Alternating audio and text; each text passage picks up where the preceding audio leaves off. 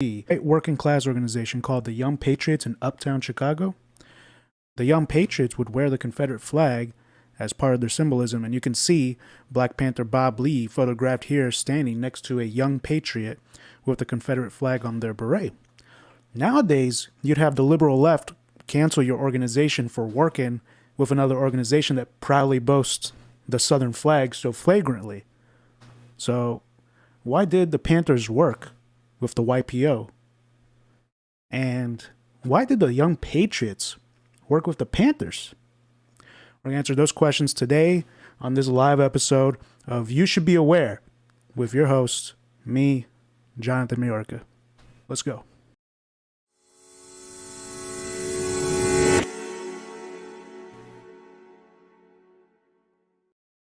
All right, so we should be live. Thank you so much for tuning in. My name is Jonathan Mayorca. I am here, part of the Convo Couch, part of True Rebel Network. Thank you so much for tuning in. Make sure you hit the like button and share everywhere you can, because this is some awesome footage you're about to see. If you can head down to the description, if you're on Convo Couch, go on to True Rebel Network, youtube.com/True Rebel Network. Will take you right to the YouTube, to the chat I will be paying attention to. So today, we have a special treat. I recently uncovered some new footage that I've never seen before, and let me tell you that this footage is really empowering, man. It's really empowering. So we're gonna answer those questions I asked in the beginning of this video. Those questions. And I will commentate every now and then. We're going to watch this footage that I uncovered. It's from the Chicago Film Archives, and I really need y'all to listen. I added subtitles to the video because, it's kind of hard to understand the language back then. So it'll be easier for y'all. So here we go. First off, I'm going to show the fair use here. Fair Use Act disclaimer. So it's just a fair use. I'm going to be using it for criticism, commentary, news reporting, and research, education, and teaching. I'm hoping to teach something here. So let's go ahead and let's start this up, and let's begin. So I'm going to give you all some context here of this video, and that is that this is like a first-time meeting that Black Panther Bob Lee, he was a section leader of the Black Panthers. He's having, this is the first time meeting that he's having with the Young Patriots Organization, and it's and the Young Patriots are kind of having a meeting with the poor families in Uptown in their community, the poor white families in Uptown and their community in Chicago. So this is how it starts, and then it progresses on from there, and I will let you know. So let's see how Bob approaches the situation.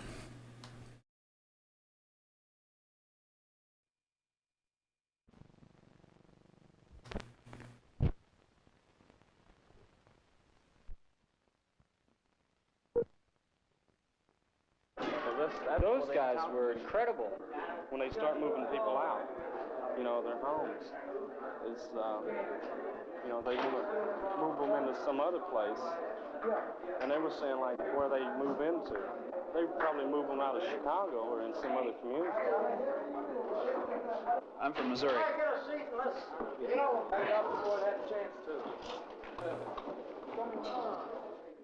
This is poor people's power. And that's what this little hand-painted button's all about that we've been passing around to people.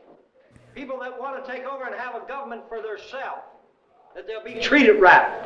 That's what it's all about. I want to introduce a man that come over tonight from another part of town, but he's fighting for some of the same causes we're fighting for, and start the meeting off. So I'm going to introduce you to Bob Lee here and let him rap a little while.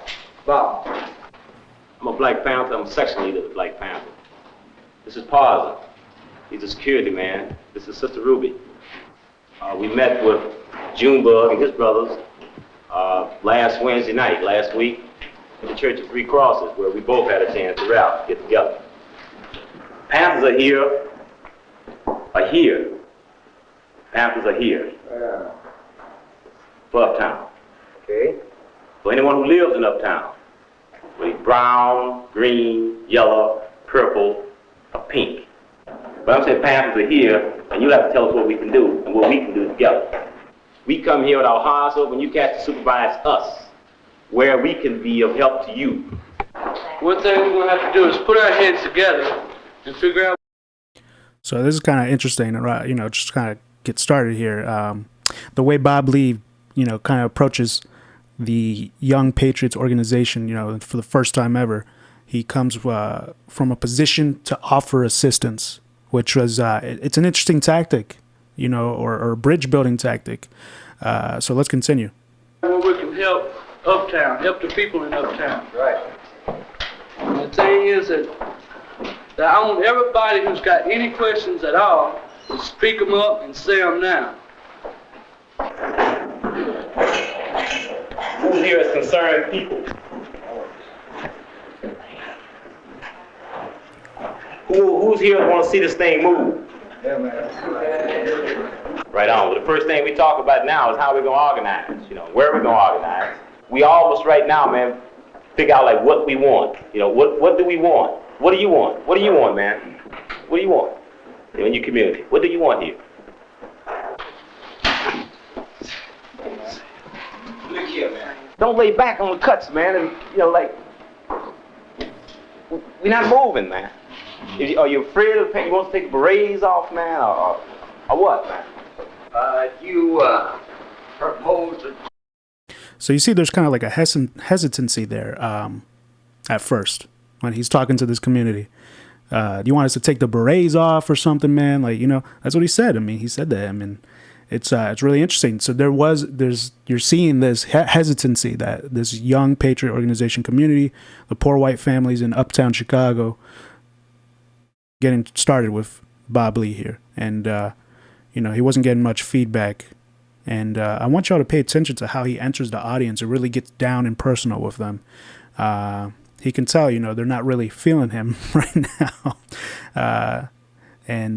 So let's keep watching. Yeah, do a lot of marching and things like No, that. sir. No, sir. It seems like marches seems to do more harm than do good. No, sir. No marching. No, sir. The thing we're about is that this is your community. This is your community. Let's move. And we can't move without you. We can't move. We can't move without the people. Like on the west side and south side, you have a basic unity to start with. You got to pull the skin color. Right. Okay, but the thing we got to deal with is concept of poverty, man. We got to reach the color thing. See, concept of the same thing. There's welfare up here, people on welfare up here. There's people that receive ADC. Right. There's police brutality up here. There's rats and roaches. There's poverty up here. That's the first thing that we can unite on. That's the common thing we have, man. And we can unite on poverty and unite on the concept of poverty. Everything becomes colors, man. Right on. The building's not fit for dogs to live in, but humans having to pay $144 a month for the thing. They sell the building, to new ownership. What we need is understanding among the people. Right on. Coalition between the people to stick together. Right on. And take them owners and put them over here in the lake somewhere. Right on. Right on.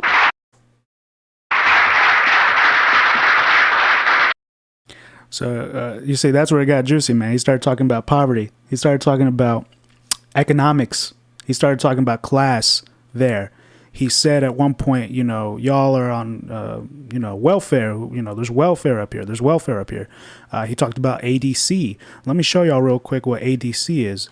So ADC was Aid to Families with Dependent Children. So they changed it to that name.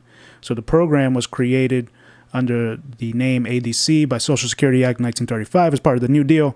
It was created as a means test entitlement which subsidized the income of families where fathers were deceased, absent, or unable to work. It provided direct payment of $18 per month for one child. This is back in the 1935s. The federal government required contributions from individual states. ADC was primarily created for white single mothers who were expected not to work. Black mothers who had always been in the labor force were not considered eligible to receive benefits. In 1961, there was a change in the law to extend benefits to families where the father was unemployed. a measure which 25 states adopted. And then the civil rights movement and the efforts of the National Welfare Rights Organization in the 1960s expanded the scope of welfare entitlements to include black women. So, starting in 1962, the Department of Health and Human Services allowed state-specific exemptions as long as the change was in the spirit of the AFDC in order to allow some experimentation. In 1967, the federal government began requiring states to establish the paternity of children eligible for the program and extended benefits to unemployed male parents with work history. So just a little background. There was kind of basically it's welfare, unemployment checks, but to dependent children, I guess you could call it. So going back to the video, let's keep watching. It's what do you think of it so far? Let me know in the chats. This man right here, the things he said, these are the things we can start working on. We can start working on those very things. Getting rid of the Urban Progress Center. If the cats don't get themselves together. Get rid of these little junky employment agencies the cats don't. I mean, these are things you can start working from, man. These are things you can start working from. Ladies, stand up and tell us some of the hell you've been going through. Something. Show my granddaughter, Marcella. She wants to be free. Stand up. Tell them what they're doing to Eddie out there when we come out and how they talk to your mother and how they jumped on us down. Come on, don't be bashful. I talk too much. You all got to talk. Now's the time to talk. You don't want your kid to be raised up the jive you're coming through now. You don't want to. Let him tell. People got to do something. You can't have only one or two leaders. Please, stand up. Just stand up. Got to have the people doing something. Can you do it? Come on.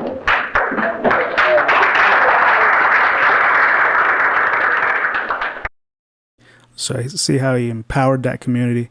At the beginning of this video, they were not feeling Bob Lee there for a second. He was asking them, should I take the berets off? Now he's empowered this community. He's given a voice to the people. Maybe there's some things that people can learn from watching historical videos like this, where this is really interesting, man, how he's able to bridge that gap between these communities.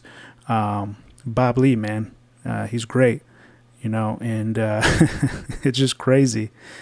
And, for me, this empowerment of the community, it's amazing.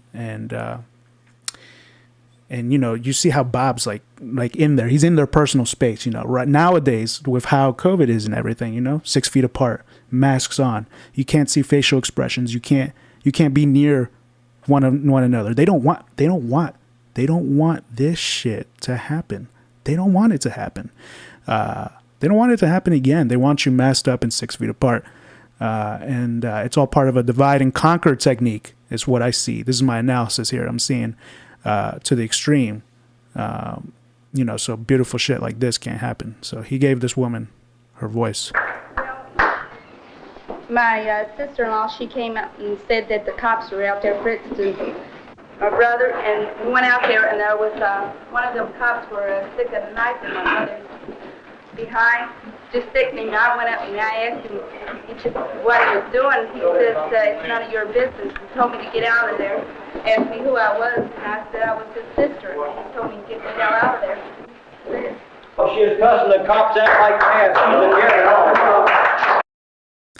So you see, empowering the community and telling them to tell their story, giving them a voice, and you can see that they have problems with the police. At least back then, this was in 1968, uptown Chicago, where this happened, where they were being mistreated as well. They were being called hillbillies because they came up from the South. There was a huge migration from the South up to the northern states, and so there was a large community of Southern migrants. From someone said in the beginning Missouri or Mississippi, also places like North Carolina and stuff like that.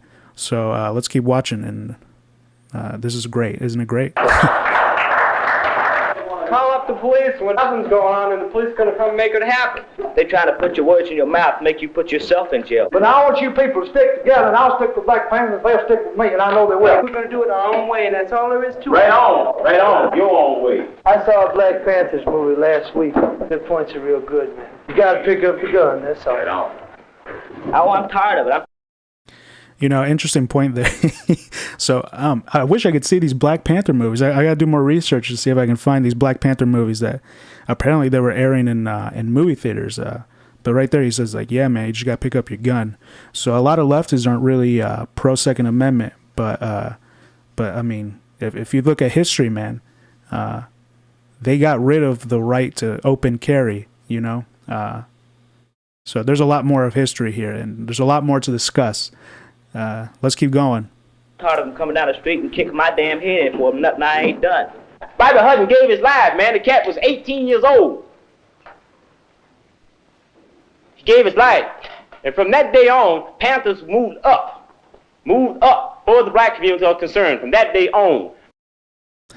Bobby Hutton. He said Bobby Hutton gave his life, so I just kind of wanted to do I did some research on that. You know, we got to show the history. This history is important, you know. Bobby Hutton. So I looked up Bobby Hutton here on DuckDuckGo. Do not use Google. Bobby Hutton. Robert James Hutton, also known as Lil Bobby, was a treasurer and first recruit to join the Black Panther Party alongside Elridge Kleber and other Panthers.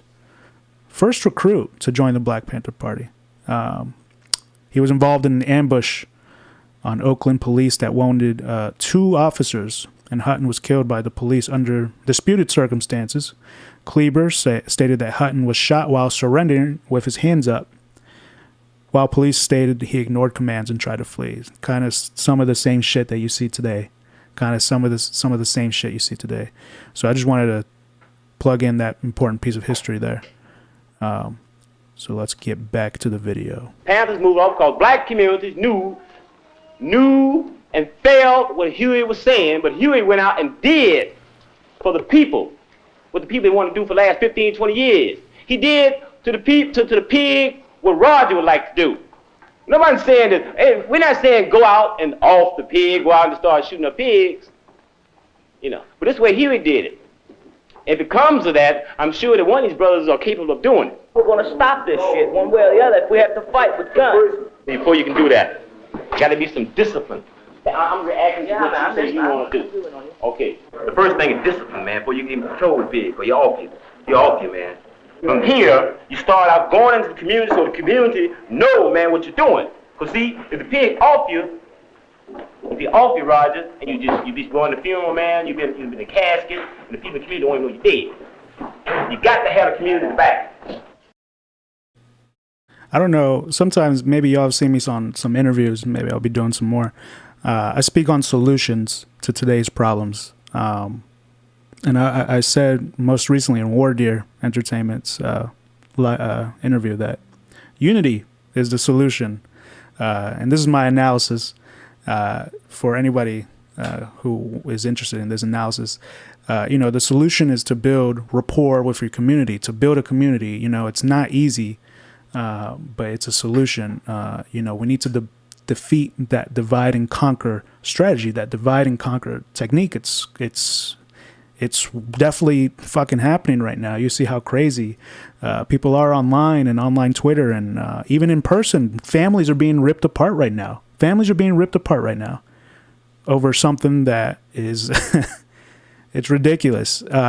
So this is why I am showing a lot of this clip, and we need to learn from history. You know, they were able to achieve something here, and that's why. I'm a solutions guy. We can talk about the problems. We can finding the solution, talking about the problem. You're halfway. Once you write it down, the problem, you're halfway to the solution. And I see really unity as a solution. Shout out to everybody in the chats here. I'm gonna shout out Skibby 1848, Revolt, Keith Ward, Malik Clary. What up? Jose, War Deer. What up? Oz, how you doing? Shadowban Refugee, everybody who's watching, shout out to you. You see it first. You're seeing this live, and we are going to continue on with this video because there's so much more in this video. The pigs, the police are protecting the landlords. If Roger run out with a Molotov cocktail to throw in one of these rat-infested buildings, they kill him. They kill him. Somebody answer why. Why the man come down on us like that? Why? What you saying about this? What you saying about about protecting people, they're about protecting property. Right. Right. You been to jail before, baby? You been to jail? Right on. So I'll tell you nothing but the pig. You know, it's hilarious because just the other day I was watching, here I am on Twitter, and I'm just adding this now. I saw this happened like today. The police posted this, NYPD News, they posted, after receiving numerous larceny complaints in the Bronx, officers from the NYPD 44 precinct recently arrested 12 individuals following an enforcement initiative targeting shoplifters. The arrest made led to the closure of 23 warrants and the recovery of $1,800 worth of merchandise. Look at the merchandise. Pampers, baby products, Mucinex, Dayquil, lotion. They literally posted this and then they deleted it. Detergent. Huggies. Soap? And, you know, I saw this and I've been working on this Black Panther project, so I was like, police protect property, not people. Just like what Bob Lee just said and what the YPO can recognize as well. Once you realize, man, that your house is funky with rats and roaches, you know, same way a black dude's house is, you know, once you realize that your brother's have been brutalized by the cops, the same way the west side and south side is, you know, once you realize, man, that you're getting inadequate, man, education in these high schools, the junior high schools over here, the same way the south side and the west side, you know, once you realize that you are paying taxes for the cops to whoop your ass, you're paying them. You're paying them, man, for to whoop your ass. You're paying them to come in to beat your children. You're paying them to run you off the corners. And you're paying them to kill you. And deal from there. The same thing is happening on the south side and the west side. And you can realize that concept of poverty, a revolution can begin. So basically, I mean, with that first meeting, that was the first meeting that, with the community that Bob Lee had. And basically, you know, we can see why Bob Lee is working with the YPO. He sees that they're facing the same things that the black community is facing. He details how they're facing the same issues. You just heard it. And then, you know, he's trying to unite and radicalize this community to come together for a common cause. You know, this is powerful, man. This is fucking powerful. Shout out to everybody else. Fred Edward, how you doing? Steve Wolfbrandt, shout out to you, brother. Let's continue on. And so here, I'll just play it. Now Wednesday, model cities is meeting, and they're going to put through some kind of program, and you know, we're all going to get run out of here eventually. Now I put a proposal together to people that want to be together, people listening to this stuff and digging it, and people that's got it in their hearts that want to be together. Be up here Wednesday. We go down and we stop that meeting.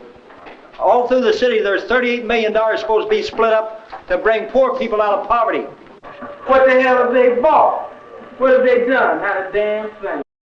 Not a damn thing. That is right. In the richest country in the world, we should not have fucking 60,000 homeless in Los Angeles. Also the richest county, largest county, California, the 5th largest economy in the world. There should not be homeless people on the fucking streets. How hard is that, man? How hard is that? How hard is that? Not a damn thing. That's right. They didn't buy a damn thing. These goddamn people that own businesses here in Uptown are sitting down and we can't sit on those consoles. We can't tell where the money ought to go. Damn it, we ought to go down there and stop them and piss on the money and do the neighborhood right. If we can't do it, they ought to do it. Wednesday will be for confronting the model cities. And you better be together because the pigs are in here right now and they know what we're going to do. You dig? Contel Pro. When you do it right or don't do it at all. We done something with trouble. Yep, and now we're trying to get to the floor if we get over there. Wow.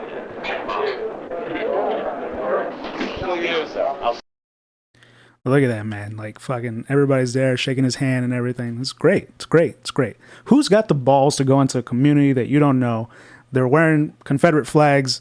You know, you hear that they're trying to do working class, but the liberal left would cancel them immediately. Instead, maybe you are like, they're fighting for the same things. Let's see their explanation for the Confederate thing, but hey, maybe we can unite on working the same thing, on going against the same thing: police brutality, better housing, and free breakfast programs. Let's get them set up with the programs. This is why the Black Panthers are so fucking powerful, man. That's why the FBI fucking murdered Fred Hampton. So for context, real quick, because it's about to go into the next place, the next setting. Bob Lee and a couple other Panthers joined the YPO, the Young Patriots Organization, in disrupting Uptown City Council meeting. I've seen some disruptions of City Council meetings here in 2021, and it's very similar. It's kind of awesome to see this in 1968 and compared to today's disruptions. So the meeting was about, I believe it was about selling these buildings to developers so that new structures could be built, which would then kick out a lot of the poorer community in the area. So let's watch. It takes time, and if you expect Uptown to change overnight, you've got a guess coming. It's and if you think this council... for the poor, it's changing for the rich. Right on!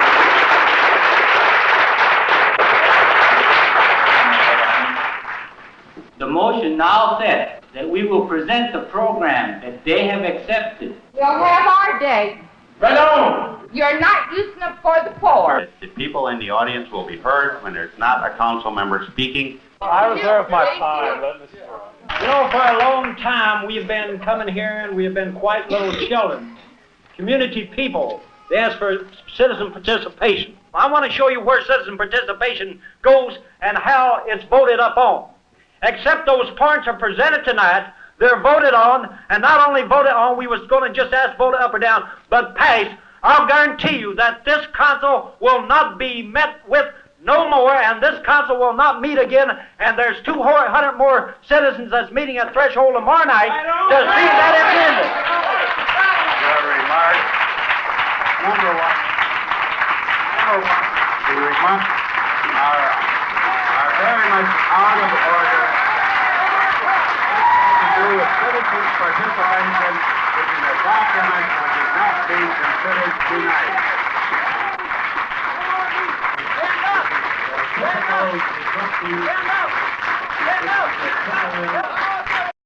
Get up, stand up.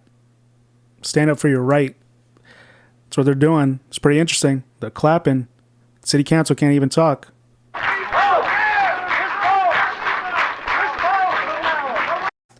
There he is wearing the Confederate flag right there. YPO. Let's keep watching. Is there any further discussion concerning this motion?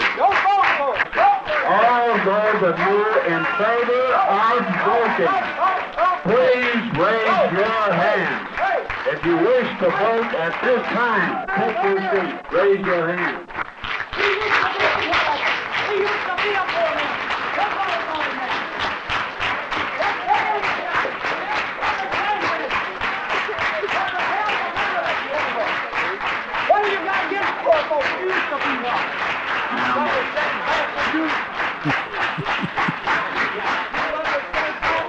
It doesn't need it.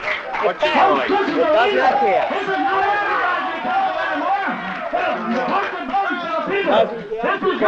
Its failure to vote means it doesn't pass. Therefore, if you vote, it will pass it. But that means it's not needed. It is needed to pass it. It's not needed. It's only needed to pass it, but it's not needed to have it fail. If he doesn't vote, it fails, and therefore, if he votes, it's not necessary to pass it for you. As a matter of procedure, you're incorrect, Dick. So let's go in the room and talk about it. This is history, Southern Town, everyone. What you doing? It's worse than any Southern Town ever was. It's worse. Let me tell you, it's worse, neighbor. We supported your goddamn businesses in Uptown. All those in favor of adjournment, please raise your hand. Thank you. This meeting stands adjourned. It's our meeting. The director said we could meet. All the people in sympathy with the people here, please sit down. If you wish to attend this meeting, please sit down. So, I mean, key differences between today and back then in 1968 is that now there's police in every city council meeting. Now they're doing Zoom. That's a kind of another thing that the pandemic really highlighted, is that the separation from the plebs to the people that run shit, right?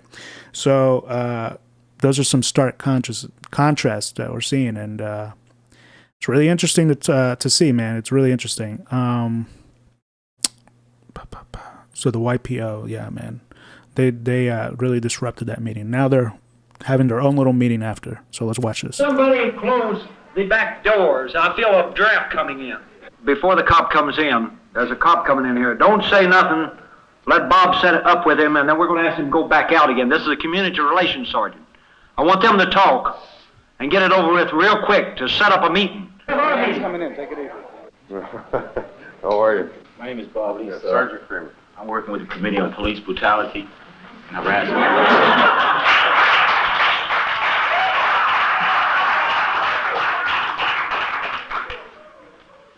We, the United People, would like to arrange a meeting with the police department. We already discussed that. We want to really meet and discuss some things that happen in the community that you know are real and that people here can vouch for, that it has been happening. We're trying to build some rapport with the police district here. Right. Build some rapport with the people, if not with the officers on the street, at least with the officials inside the departments. Whereas maybe they can pass some sort of rules or policies to stop this wanton harassment, sir. So, like, I think that I'll ask Mr. Geary here to announce our next meeting, whatever night that would be, sir, and you can have one. Well, have we found out when we're going to have this meeting? Monday night, right here. Right on. We're going to show them how to have a real council meeting here. The first hour is with the pigs. The next hour is with the people. And the streets belong to the people and not the pigs. Remember that. I know that.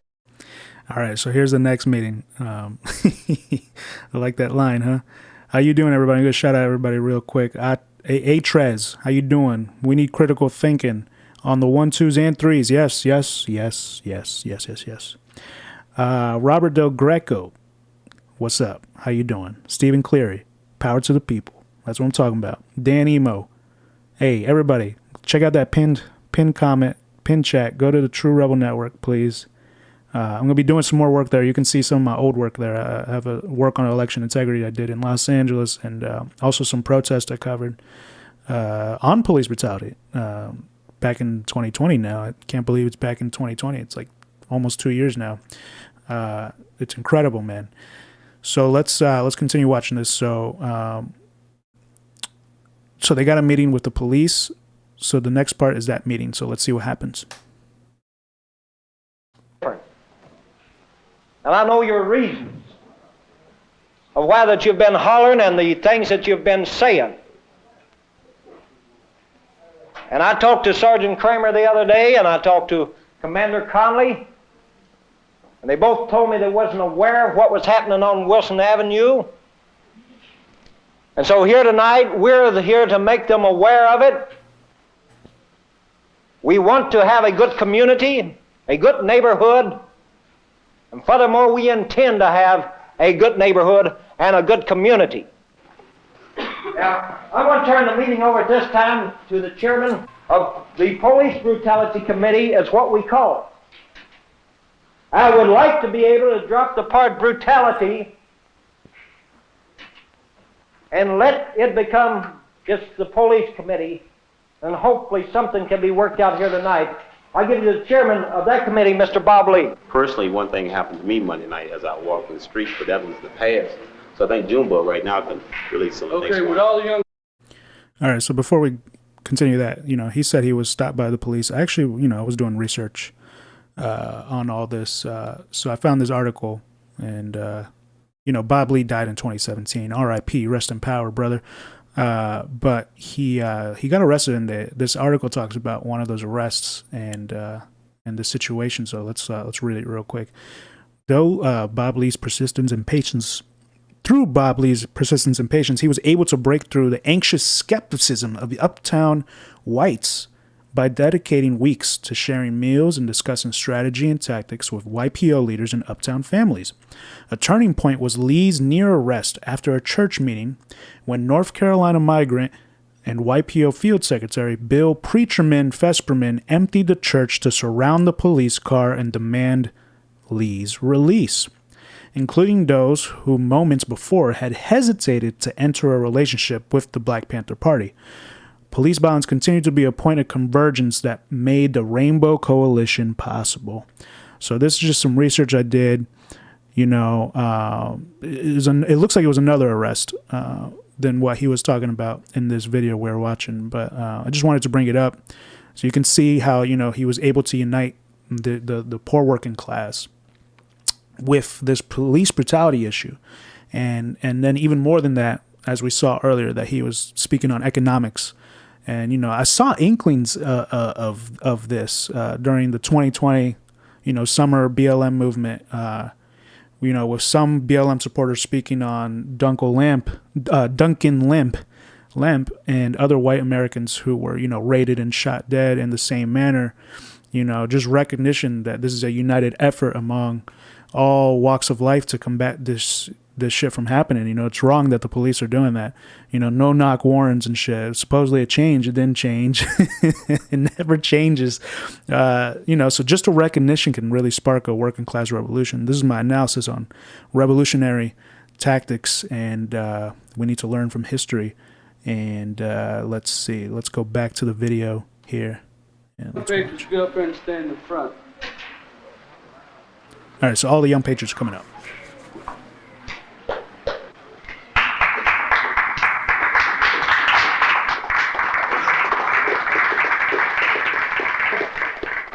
About half of the group of guys that I'm working with in Uptown, and we like to say that we're not a gang, and we got a 4-point thing going. One thing we're for is better housing for people in the neighborhood. Another is stop police harassment. Another is trying to end urban renewal from kicking people out of the neighborhood. And the fourth thing is to have better relations between people in the neighborhood who doesn't know each other.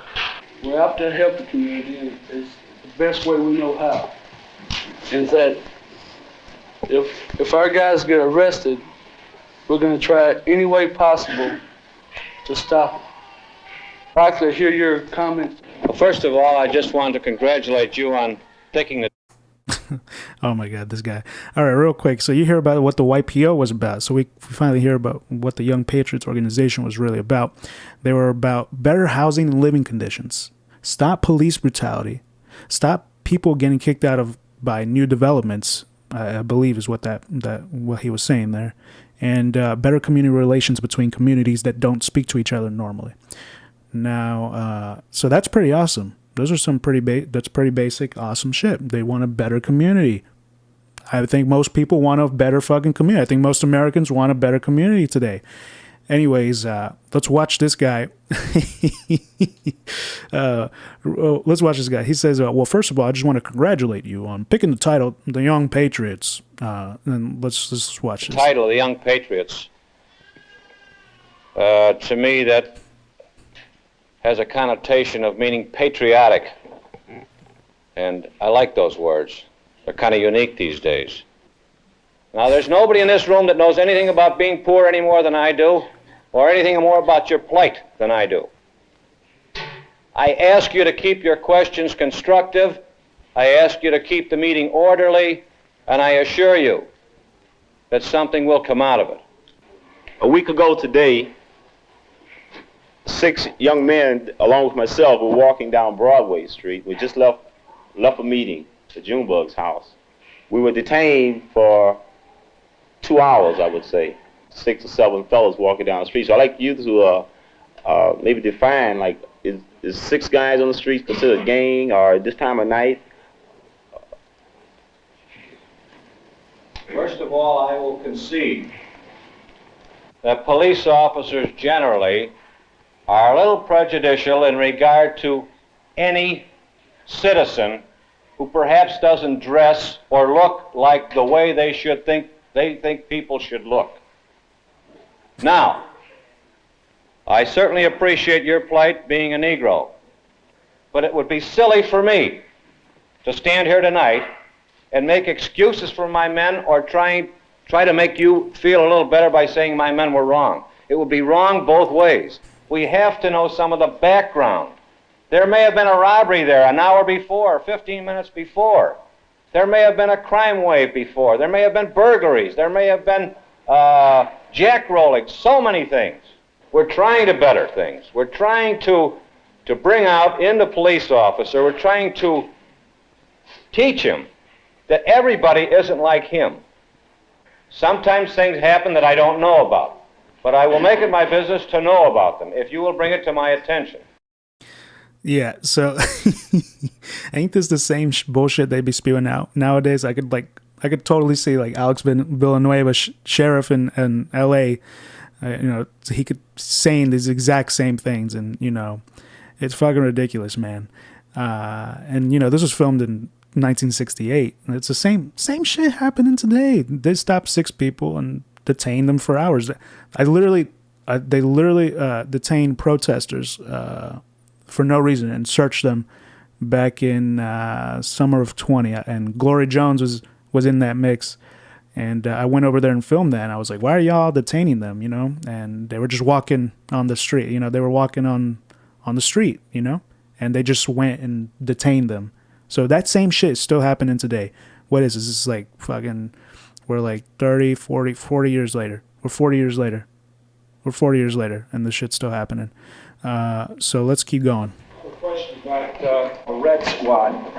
Every meeting that's been held in Thresholds Hall has been observed by the Red Squad and photographed because I've watched it. I want to know what the purpose of this is. The Red Squad? They take your pictures just as these people are taking my picture here. No, it's not quite that. So, okay, real quick, just point of history here. Red Squads. Maybe you can tell by the name. But here's an explanation here by the cops. What was the Red Squad? The Red Squad was a unit within the Chicago Police Department known alternately as the Industrial Unit of the Intelligence Division or the Radical Squad. History of the Red Squad. The Red Squad had its roots in the Gilded Age when class conflict encouraged employers to ally themselves with Chicago's police against the city's increasingly politicized workforce. Following the Haymarket bombing, which I want to do a segment on, Captain Michael J. Shack orchestrated a victorious campaign against anarchism, resulting in 260 arrests, bribed witnesses, attacks on immigrants and labor activists, and convoluted theories of revolutionary conspiracy, continuing its use of both overt and covert tactics such as surveillance, infiltration, and intimidation. Chicago's Red Squad in the 1920s under Make Mills shifted its attention from anarchists to individuals and organizations who the Red Squad believed to be communist. Casting a wide net, the squad by 1960 had collected information on approximately 117,000 Chicagoans, 141,000 out of towners, and 14,000 organizations. Damn, there's that many organizations? After the 1968 Democratic National Convention, which y'all know about, Chicago is like so much history, man. The Red Squad expanded its targets from radical organizations like the Communist and Socialist Workers' Parties to minority and reform organizations, including the American Civil Liberties Union, National Association for the Advancement of Colored People, NAACP, the National Lawyers Guild, who are still rocking and rolling today, and Operation Push, which I don't even know about. But the Red Squad. The Red Squad is an intelligence unit within the police department to infiltrate and divide working class organizations, which is really interesting. So you can see that this is not new. This has been going on. We got to know. This is my analysis here. Revolutionaries should know their enemy, what they do. They should know history. So let's keep watching this video. We're almost done here. Well, apparently it was. You saw it and other people have seen it. There are those units within the police department or any law enforcement unit that have as their function the investigating and looking into organizations that perhaps are a little on the suspect side or have revealed themselves in such a way as to be a little bit questionable. Who defines that? Perhaps we do. Who defines that? Perhaps we do. Perhaps. That's some Is bullshit. this the one, Bob? Is this the one the police officers took off of you? Now, this was a Nixon Agnew button that we didn't have money to buy a button, so we painted over. The Oriental people, the Spanish people, the white people, the black people, and the red people. Policemen have taken these buttons off somebody in this room. Yeah. Who? This young man. Well, I can't see where that's right. That's completely wrong as far as I can see. Somebody that can come up and take a button off you for no reason whatsoever. Well, what's the purpose of something like that be? Well, Can I say something? I'm only 16 years old, and they threw me up against the wall and slapped me a couple times, even in the cop station. for what, son? For what? I don't know. They come in my friend's house, they drag me to the police station. 2 detectives take me out the hall and try to make me say things that I ain't. And slap me because I won't say that I ain't something. And then you expect me to come and tell y'all, you're going to have a squad car watching me 24 hours a day? Because when they say that I say something to y'all about them knocking the hell out of me, then they say they're going to kill me. Can you have a squad car watching me 24 hours a day to make sure that they don't harm me? I've had them in the police station. In the police station, take me in the back room and bang my damn head against the wall. Say, let me see how tall you are, and then crack my head like that. What did you do, son? Nothing. Nothing. Nothing at all. Just being in a friend's house. And they come in and take me to the station. Don't mean no matter what you do, an officer's not supposed to hit. They say they're going to kill me if I tell anything. They say they're going to kill me. They even tell me in the police station, if I catch you outside, I'm going to kill you, boy. And I can't walk down the street. For what reason did they bring you in? There's no reason. I'm sitting in a friend's house. Well, I just want the complete story. What was done, if it was done, was wrong. Nothing was done, but I want the complete story from you. Yes, sir, I'll not tell you. just what happened, not just what we did wrong. I want to know what you did wrong that precipitated this. That's all. All right. Doesn't matter what he did wrong. I'll tell you what I did. Story. He's not telling the complete All right, story. I'll tell the complete story. It's wrong, and I concede it, it's wrong. But why doesn't he tell the complete story? Let me talk, will you? The complete story. I was in a homosexual's house, watching his TV set, waiting for his cousin to come back. His cousin's 17 years old. Happens to be a friend of mine. He's a homosexual. They come in and they try to make me say that I'm a fan, you know. All right, if you'll stay after, I will register your complaint, and you'll find out that it'll be investigated, and you'll be treated properly. If anyone here is harassed by any police.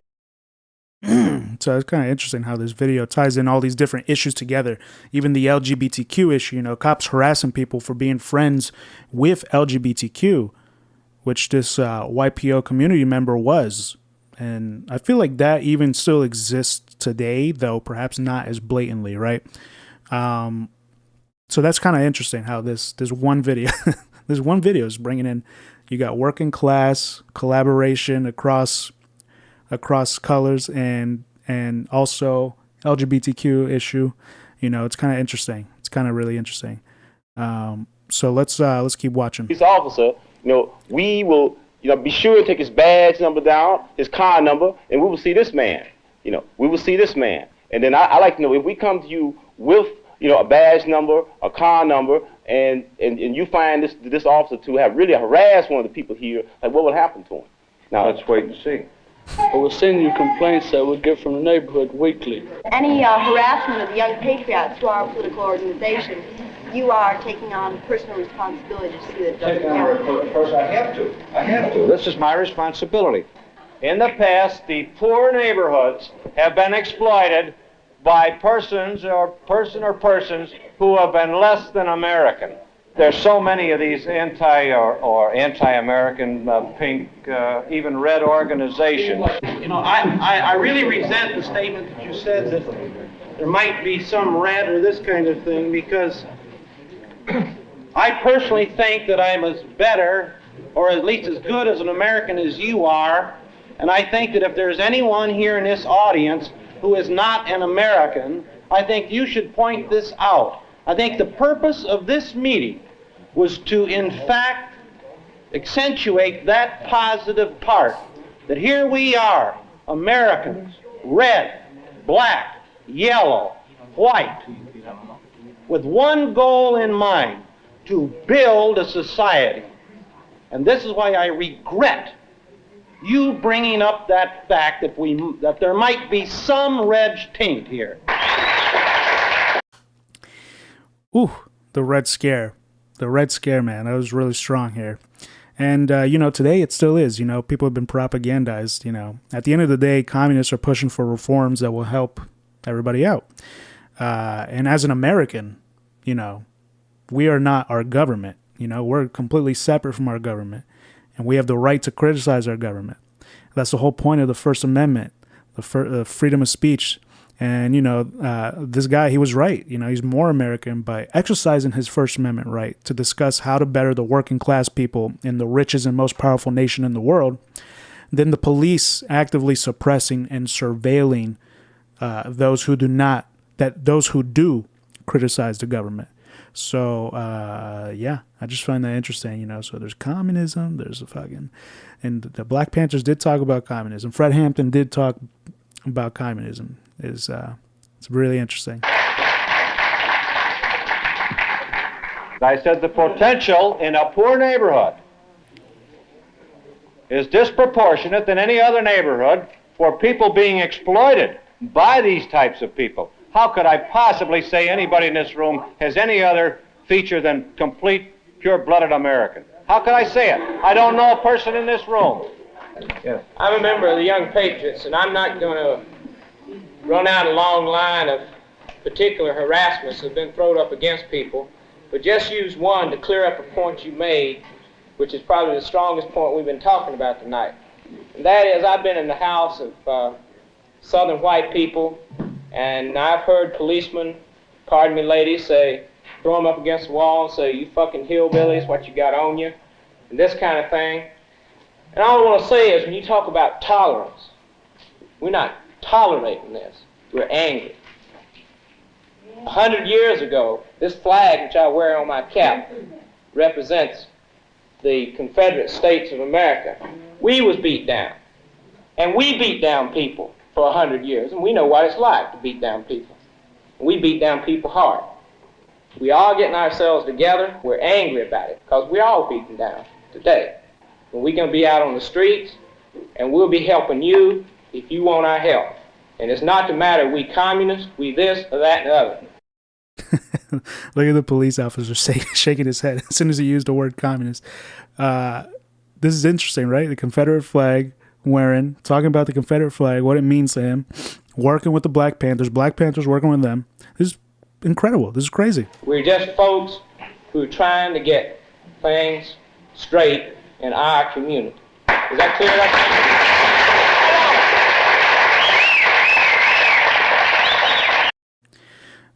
So you see, so why did the YPO work? So now we can answer that question. Why did the YPO work with the Black Panthers? And it's because the Panthers were helping them get things straight in their communities. You can hear it here. They just want to have a good community. That's what they wanted. You saw at the beginning of this video when Bob Lee introduced himself to them, and it's all about bettering your community, no matter the symbols or initial hesitation you might have for working with people who might not look like you. And it's that's what this video speaks to me from my analysis. It's powerful stuff. So this is the last part. Context. They're about to go into another setting.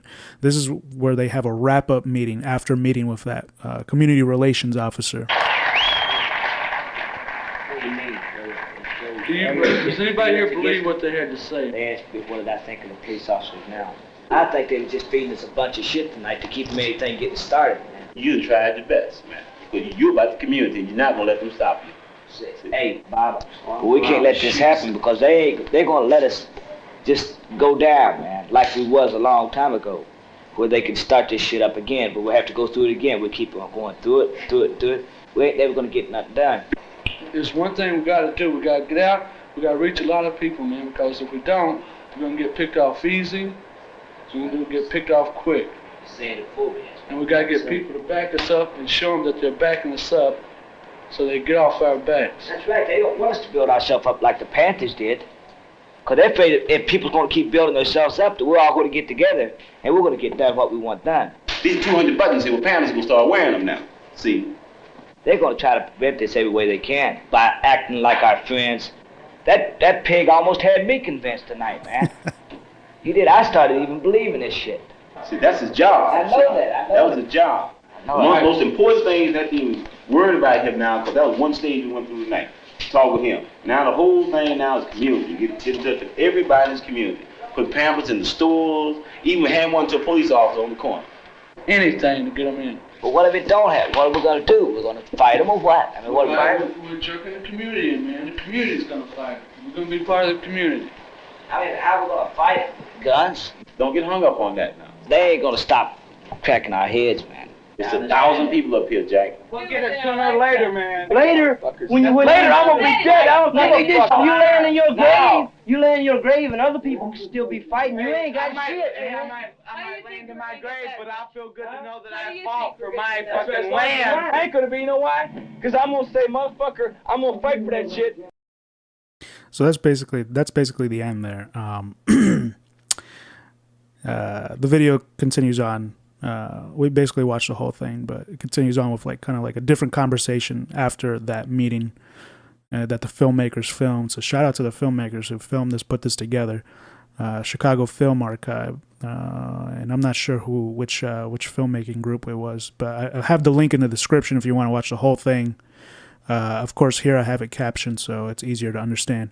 So we pretty much watched the whole thing. It was pretty interesting, huh? So why did I bring this up today? Well, I'm kind of seeing online the entitled, the re-theory left.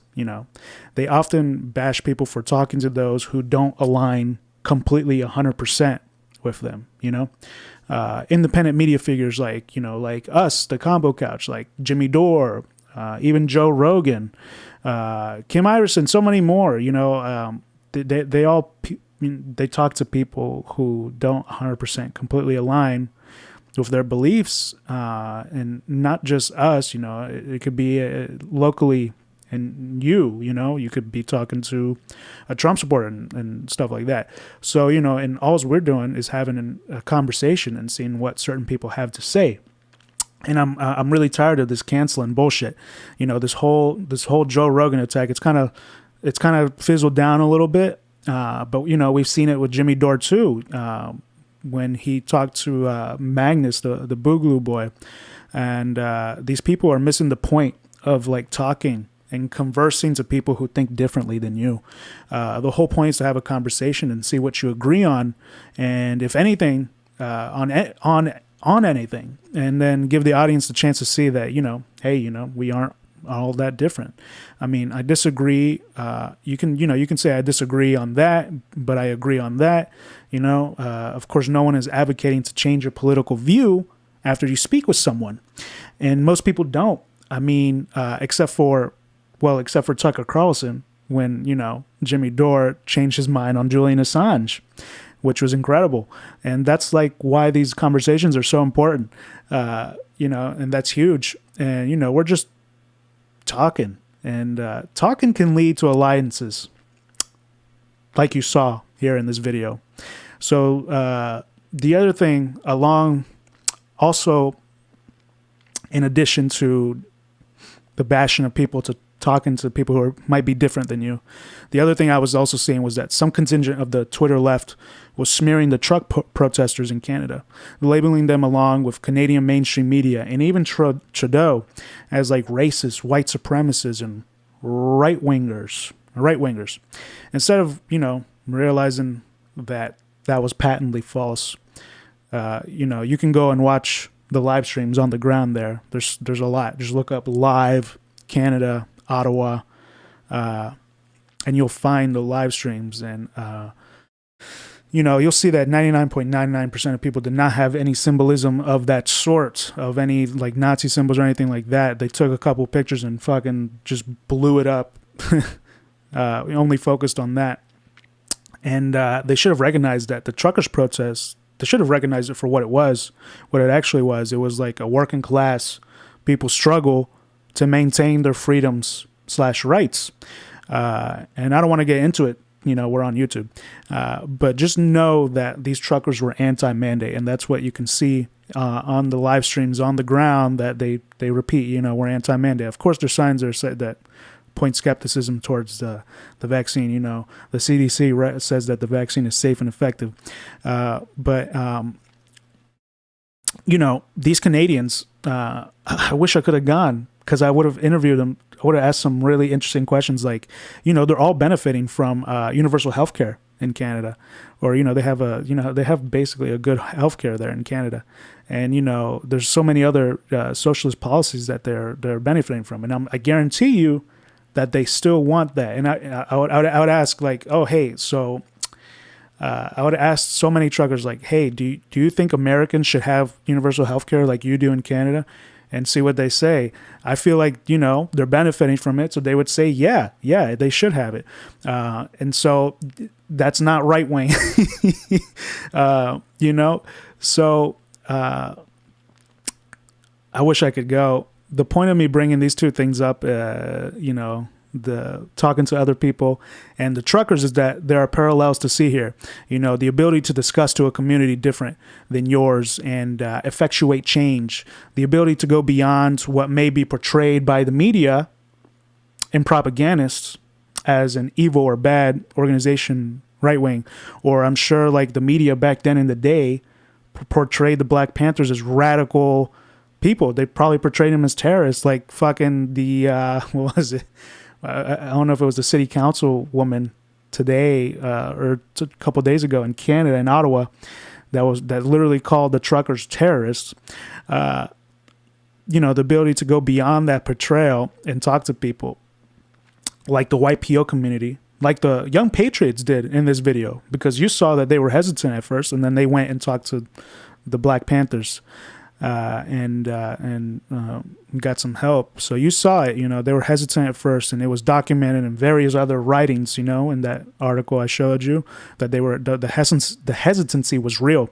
And just like it is today, but we need to overcome that. In my analysis, I believe that if you're a revolutionary, revolutionaries succeed in overcoming that hesitancy to take things at face value, and they succeed in uniting on common goals.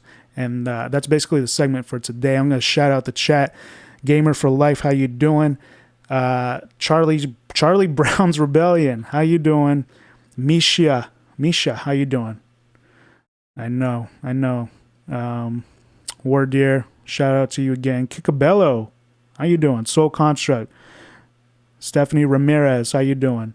Vic Padilla. I'm going to see if anyone's on True Rebel Network chat here. That was all Convo Couch chat. We're seeing True Rebel Network chat. A dingo ate my baby. Arif Hassan, Liberia. What was Liberia?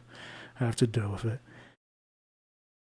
Robert Del Greco, how you doing? Now we have the Patriot Act, which allows the government to treat citizens as terrorists. Yep, and they're already using that to attack political opposition. It's just getting worse and worse, man. So, Panther Power.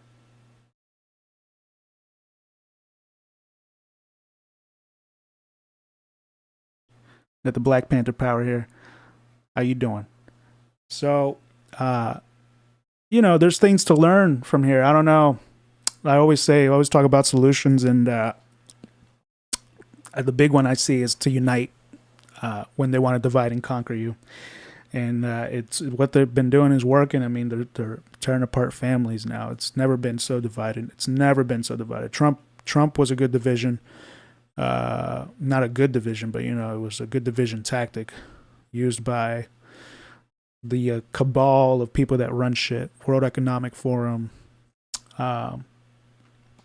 And so, that's pretty much this whole segment, everybody. Thank you so much for tuning in.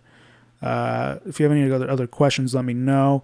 You go to my channel in the description. It's there. You can support through Patreon and PayPal. I am going to be doing some more work on True Rebel Network. I am hoping to get on the ground everywhere, so if you can support me there. I'd like to go to Canada. I might go to Minneapolis because they're supposed to be coming out with the trials there. There's a couple trials going on there. I might be doing some work here on the ground again, and I will be going live on True Rebel Network So you don't want to miss that. You don't want to miss that live on the ground footage. We do it right. But thank you so much for tuning in. Kipper Copper, how you doing? Charlie Brown's Rebellion. Thank you. It really means a lot. I really appreciate you all listening, and I hope you learned something today, and I hope I did a decent enough job for you. I worked very hard on this. So thank you so much, and everybody have a good day. Have a good night.